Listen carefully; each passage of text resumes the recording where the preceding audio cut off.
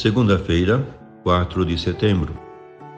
Meu querido irmão, minha querida irmã, estamos entrando na sua vida e muito gostaríamos de entrar no seu coração para aí semear a palavra de Deus, que é sempre a grande orientação para a nossa vida. Nesta segunda-feira da 22ª semana do tempo comum, a liturgia nos apresenta o Evangelho de São Lucas, capítulo 4, versículos 16 a 30.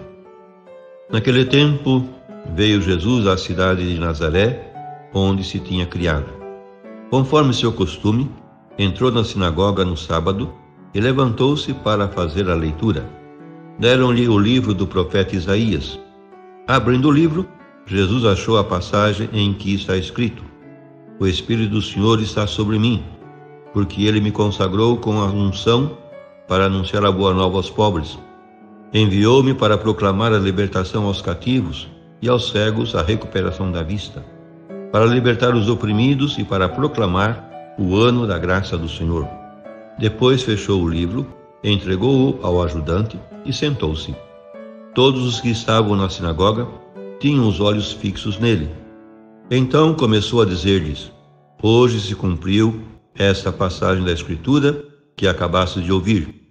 Todos davam testemunho a seu respeito, admirados com as palavras cheias de encanto que saíam da sua boca. E diziam: Não é este o filho de José? Jesus, porém, disse: Sem dúvida, vós me repetireis o provérbio: Médico, cura-te a ti mesmo. Faze também aqui em tua terra tudo o que ouvimos dizer que fizeste em Cafarnaum. E acrescentou: Em verdade eu vos digo que nenhum profeta é bem recebido em sua pátria. De fato eu vos digo, no tempo do profeta Elias, quando não choveu durante 3 anos e 6 meses, e houve grande fome em toda a região, havia muitas viúvas em Israel. No entanto, a nenhuma delas foi enviado Elias, senão a uma viúva que vivia em Sarepta, na Sidônia. E no tempo do profeta Eliseu, havia muitos leprosos em Israel. Contudo, nenhum deles foi curado, mas sim Naamã, o sírio. Quando ouviram essas palavras de Jesus, todos da sinagoga ficaram furiosos. Levantaram-se e o expulsaram da cidade. Levaram-no até o alto do monte sobre o qual a cidade estava construída, com a intenção de lançá-lo no precipício. Jesus, porém, passando pelo meio deles, continuou o seu caminho. Meu querido irmão, minha querida irmã, é muito densa e ampla a mensagem que o Evangelho de hoje contém. O evangelista Lucas, cuja leitura continuada começamos hoje e se prolongará até ao fim do ano litúrgico, encheu o primeiro episódio da vida apostólica de Jesus com toda a profundidade da sua vida. Primeiro, a sua missão e programa messiânico para judeus e pagãos. Segundo, a incredulidade de Israel, representado aqui nos seus conterrâneos de Nazaré. E terceiro, a perseguição, de que é objeto já inicialmente e de que será depois, até acabar na cruz. Estes são os 3 momentos que correspondem às 3 partes que distinguimos no Evangelho de hoje. Primeira, citação de Isaías, que Jesus se auto-aplica no hoje do presente. Segunda, rejeição dos seus ouvintes, que não veem nele o ungido ou Messias do Senhor, mas o filho de José. Terceira, tentativa para eliminá-lo. Unido ao primeiro anúncio de Jesus, vai o seu primeiro revés apostólico. Diferentemente de Mateus e Marcos, Lucas preferiu abrir o ministério profético de Jesus não com uma proclamação de conversão, mas com uma boa notícia de libertação para os pobres, os presos, os oprimidos e os cegos. 4 categorias de pessoas que representam globalmente a miséria e necessidades do homem. A liturgia sinagogal do sábado, a qual Cristo assistia regularmente, tinha um esquema celebrativo de que se faz eco à primeira parte da missa ou liturgia da palavra. Constava de uma primeira leitura da lei mosaica, tirada de um livro do Pentateuco e comentado por um especialista. Seguia-se depois uma leitura dos profetas, que com a permissão do presidente podia ser comentada por qualquer homem maior de 30 anos.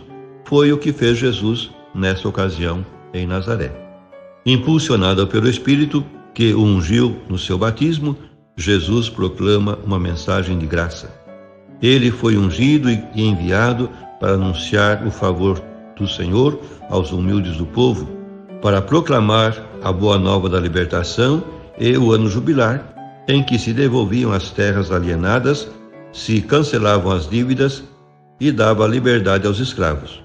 Para se centrar nesta mensagem de graça, Jesus silenciou o final do texto de Isaías, que termina com uma ameaça: depois do ano da graça do Senhor, dia de vingança do nosso Deus.